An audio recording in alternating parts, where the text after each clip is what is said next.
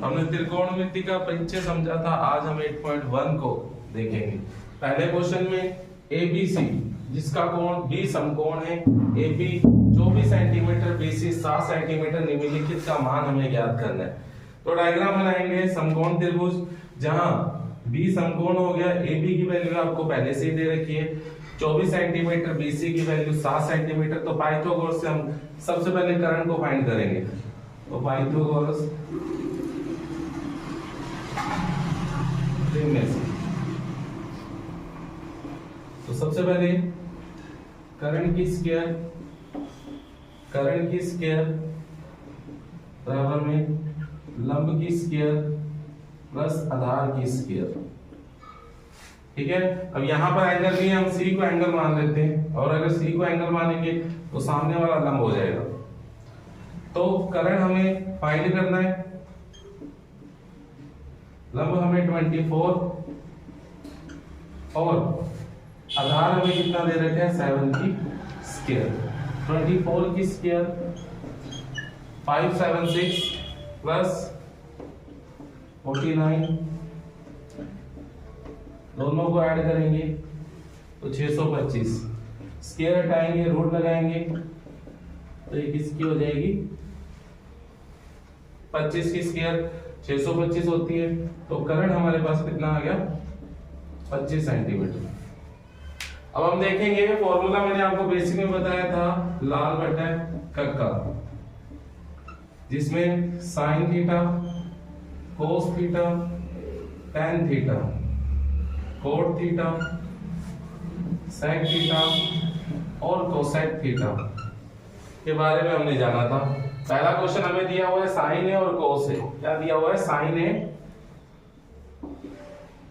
है डॉट कोस है हमें दे रखा है।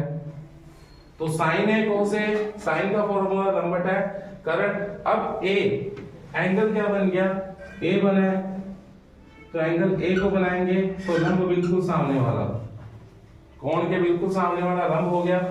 तो साइन का फॉर्मूला लंब बटा में क्या है कर्ण, और कोस का फॉर्मूला क्या आधार बटा में कर्ण।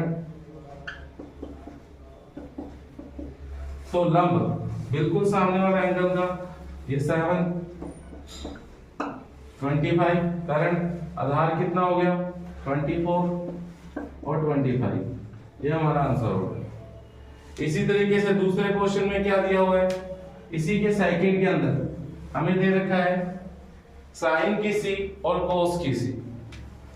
यहां मिला है साइन की सी और कोस की सी। साइन की सी और कोस की सी तो हम एंगल मान लेंगे सी को, तो सामने वाला क्या होगा लंब, नीचे वाला आधार और गिरी हुई चीज क्या हो जाएगी कर्ण। साइन का फॉर्मूला लंब बटा कर्ण वही बात, और कोस का आधार बटा कर्ण। तो लंब अब चेंज हो गया 24 बटा 25 डॉट यहां पर हो जाएगा 7 बटा 25। इस प्रकार ये हमारा आंसर हो गया। अब नेक्स्ट क्वेश्चन पे ध्यान देंगे। सेकंड क्वेश्चन क्या कह रहा है उसे देखेंगे।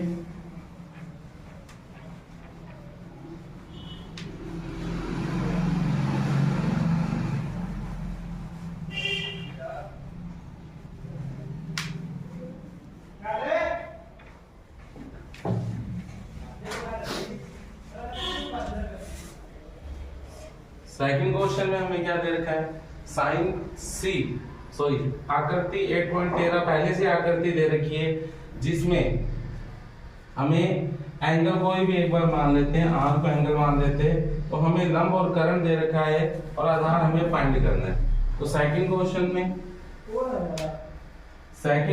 में लंब और कर्ण हमें दे रखा है, हमें आधार को फाइंड करना है। तो आधार की सबसे पहले कर्ण की स्क्वायर पाइथागोरस थ्योरम से,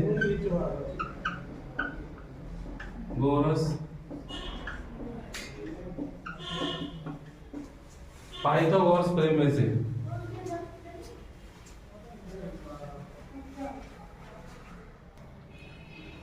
सेकंड क्वेश्चन में पाइथागोरस प्रमेय का प्रयोग करते हैं। डायग्राम हमें पहले से ही दे रखा है। लंब आर को मैंने एंगल मान लिया, तो लंब हो गया हमारे पास बिल्कुल सामने वाला 12 सेंटीमीटर, करंट कितना हो गया 13 सेंटीमीटर। तो हमें आधार फाइंड करना है, तो करंट की स्क्वायर, लंब की स्क्वायर और आधार की स्क्वायर। तो करंट हमें पहले से ही दे रखा है कितना 13 की स्क्वायर, और लंब हमें कितना दे रखा है 12 की स्क्वायर, और हमें आधार की स्क्वायर फाइंड करनी, ठीक है। तो 13 की स्क्वायर 169 और 12 की 144 प्लस a की स्क्वायर, उठाकर इधर ले आएंगे 169 माइनस 144 आधार की स्क्वायर, माइनस करेंगे तो क्या हो जाएगा 9 में से 4 गए 5, 16 में से 4 गए 2 आधार की स्क्वायर, 25 बचा, स्क्वायर हटाएंगे 5 सेंटीमीटर, तो आधार हमारे पास कितना आ जाएगा 5 सेंटीमीटर, मतलब क्या हुआ हमारे पास कितना हो गया 5 सेंटीमीटर।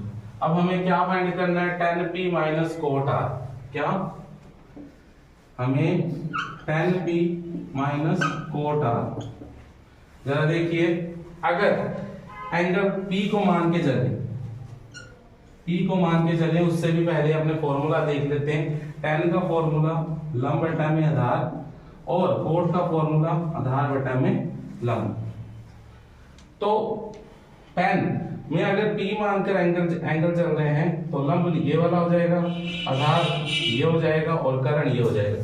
तो लंब बटा में आधार, तो 5 बटा में 12 कितना हो जाएगा 5 बटा में 12। और वही अगर अपने एंगल p को ना माने, एंगल इसे मान ले तो लंब सामने वाला, तो कोट का फॉर्मूला आधार बटा में लंब, तो भी 5 बटा में 12, और 5 बटा में 12 में से 5 बटा 12 जाएगा, तो आंसर कितना आ जाएगा 0। आंसर कितना हो जाएगा 0। चलिए देखते हैं, ट्रायंगल है हमारे पास ABC, ठीक है। अब साइन A हमें दे रखा है, साइन A मतलब ये हम मानेंगे लंब, तो साइन का फॉर्मूला लंब बटा करण 3 बटा में 4, ठीक है। तो हमें लंब 3 दे रखा और ये कितना दे रखा है 4 सेंटीमीटर। तो हमें क्या ज्ञात करना है, आधार ही ज्ञात करना है, ठीक है। तो पाइथागोरस से होगा, पाइथागोरस प्रमेय से। अब जरा देखिए, करंट की स्क्वायर, लंब की स्क्वायर प्लस आधार की स्क्वायर, तो करंट हो गया 4 की स्क्वायर, ठीक है, बराबर 3 की स्क्वायर प्लस आधार की स्क्वायर, तो ये 16, ये 3 9 बन जाएगा, यहाँ लाएंगे माइनस के अंदर, एक की स्क्वायर रूट हटाएंगे तो यहाँ लगेगा 7, क्योंकि 7 किसी की भी स्क्वायर नहीं होती, इसलिए इसे रूट में रखेंगे, ठीक है। अब हमें फाइंड करना है कोस A, तो हमें पता है कोस A का फॉर्मूला, कोस का फॉर्मूला आधार बटा में करंट, तो आधार हमारे पास क्या हो गया अभी निकला है कितना √7, तो यहाँ आ गया √7 और 4 अपना करंट हो गया। उसी तरीके से tan A का मान फाइंड करना है, tan A, तो tan A की वैल्यू अगर अपने फाइंड करेंगे तो tan A की वैल्यू क्या बन जाएगी लंब बटा में आधार, तो लंब हमारे पास कितना है 3 और आधार कितना है √7। इस प्रकार हमारा थर्ड क्वेश्चन भी सबमिट होता है। अब हम फोर्थ क्वेश्चन की तरफ ध्यान देंगे। फोर्थ क्वेश्चन के अंदर क्या है, कोट A हमें दे रखा है 15, कोट A बराबर 8, इसे उठाकर इसके नीचे ले जाएंगे, कोट A 8 बटा में 15, ठीक है। 8 बटा में 15, तो हमें पता है अभी हमने देखा था कि कोट का फॉर्मूला आधार बटा में लंब होता है, तो हमें क्या दिया हुआ है आधार और लंब, तो हमें क्या फाइंड करना है करंट फाइंड करना है, तो पाइथागोरस से प्रमेय से करंट की स्क्वायर, लंब की स्क्वायर और आधार की स्क्वायर। तो करंट की स्क्वायर की अगर बात करें हमें फाइंड करना ही है, तो यहाँ लंब